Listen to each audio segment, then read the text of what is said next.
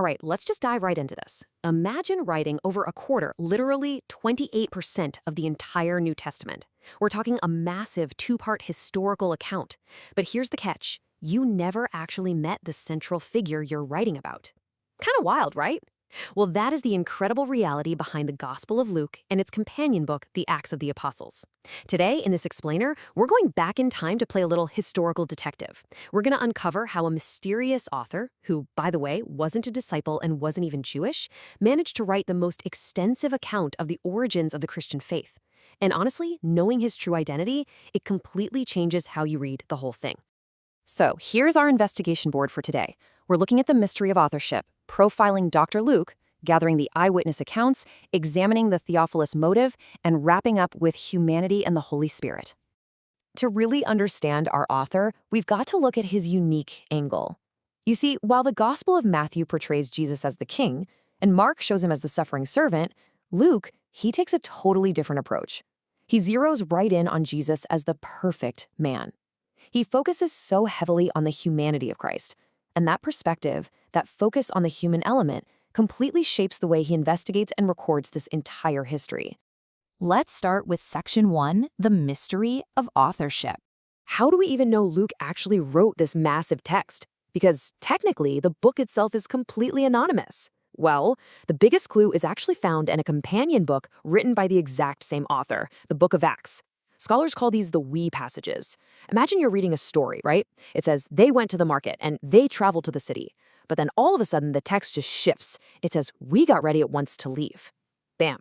The author literally accidentally reveals his own presence. He steps right out of the shadows and into the narrative, giving us hard proof that he was physically traveling alongside the Apostle Paul. Let's map out exactly where these grammatical shifts actually happen. The we narrative suddenly kicks in during Paul's second missionary journey, specifically when they're traveling from Troas in northwestern Turkey over to Philippi in Macedonia. Then it seems the author stays behind in Philippi because the text goes right back to they.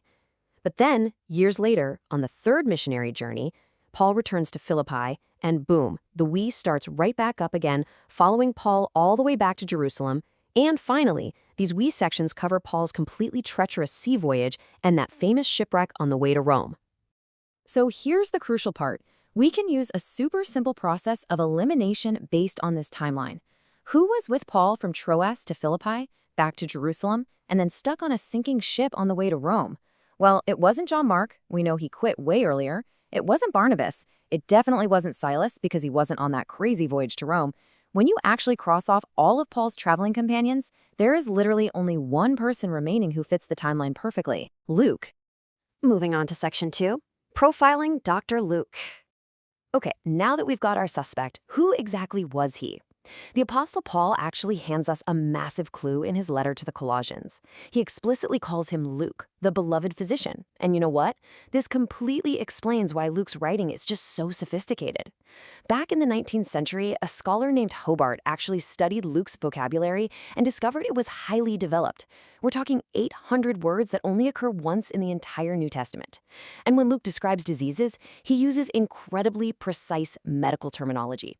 For example, he doesn't just say someone had a fever. He professionally diagnoses it as a high fever. He doesn't just call a guy a leper. He notes the medical severity, pointing out the man was full of leprosy. It's a total doctor's perspective. And when we look really closely at his language, the evidence strongly suggests our doctor was actually an outsider. He was a Gentile, not a Jew. While the other Gospels freely throw in Aramaic phrases, Luke totally avoids them. Actually, in Acts 1, when he has to refer to an Aramaic name, he literally calls it their language, completely distancing himself. Plus, he does this thing where he explains super basic geography that any local would already know, like adding a town in Galilee when mentioning Nazareth. I mean, locals don't talk like that.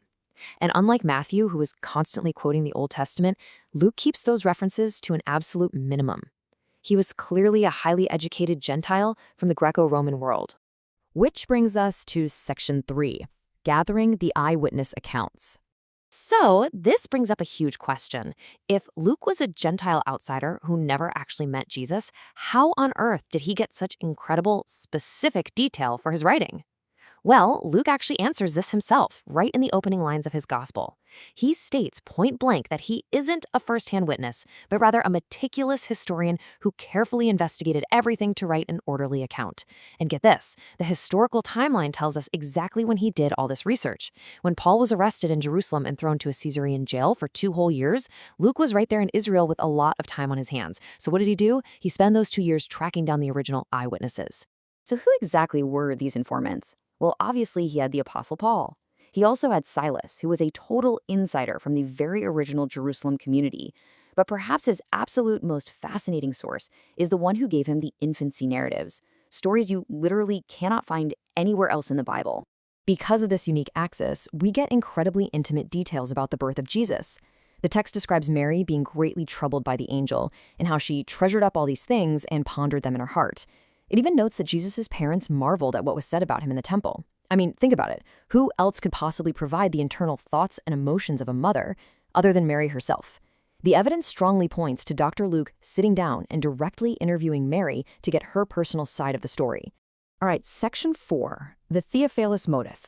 We know who wrote it, we know how he got his information, but why did he write such a massive 2-part account in the first place? And why this sense of urgency? Well, Luke explicitly dedicates both the Gospel of Luke and the book of Acts to a man he calls Most Excellent Theophilus. Now, the title Most Excellent implies a person of serious high status, very likely a Roman official. But why is Luke, a traveling Gentile doctor, compiling this meticulously researched dossier for a Roman official?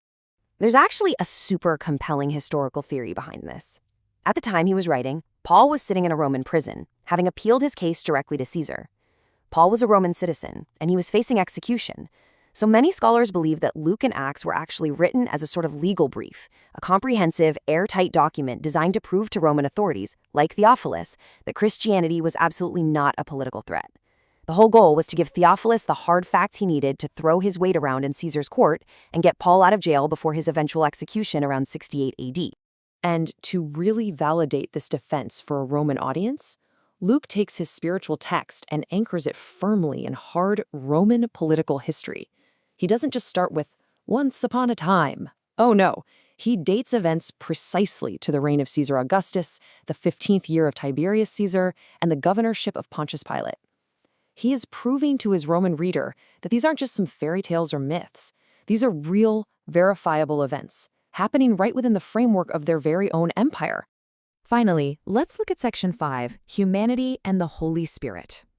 So how did Luke actually synthesize all of this massive research into his major themes?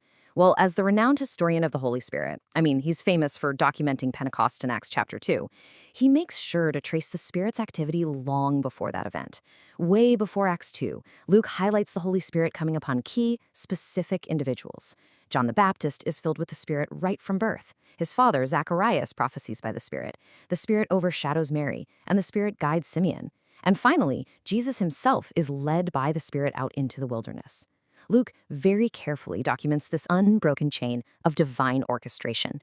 But remember, Luke is also deeply historical. In chapter 21, he records Jesus specifically prophesying that Jerusalem would be surrounded by armies and its temple completely destroyed. Now, we know this exact historical event happened in 70 AD under the Roman general Titus. And this is interesting because some critics use this exact prophecy to claim the book just had to have been written after 70 AD, basically arguing that true predictive prophecy is impossible. However, the historical evidence, like the fact that the book was clearly written while Paul was still alive and sitting in prison, pushes the date firmly before 65 AD, meaning Luke is faithfully recording a prophecy that was, in fact, later fulfilled. Ultimately, though, Luke beautifully balances all this heavy divine history with profound, relatable humanity. He just captures the human experience of encountering the divine perfectly. Take the story of Simeon, that old man waiting in the temple. When he finally gets to hold the baby Jesus, he speaks the famous Nunc Dimittis, saying, "Sovereign Lord, as you have promised, you may now dismiss your servant in peace, for my eyes have seen your salvation." It's just this intensely emotional, deeply human moment, and it perfectly encapsulates Luke's entire focus on Jesus as the perfect man entering into a broken human world. Which brings us to the end of our investigation today. I just want you to really think about this for a second. A Gentile doctor, using the sophisticated, precise skills of his trade, spends 2 whole years interviewing eyewitnesses and mothers, meticulously cross-referencing Roman emperors, all potentially to save his friend from execution in Caesar's court. Did this ancient doctor's incredibly thorough legal and historical investigation inadvertently hold the key to keeping the early church alive in Rome? It's a wildly fascinating thought, and honestly, it completely changes how we view 28% of the New Testament. I really hope this explainer gave you a totally new perspective on the history hidden right there behind the pages.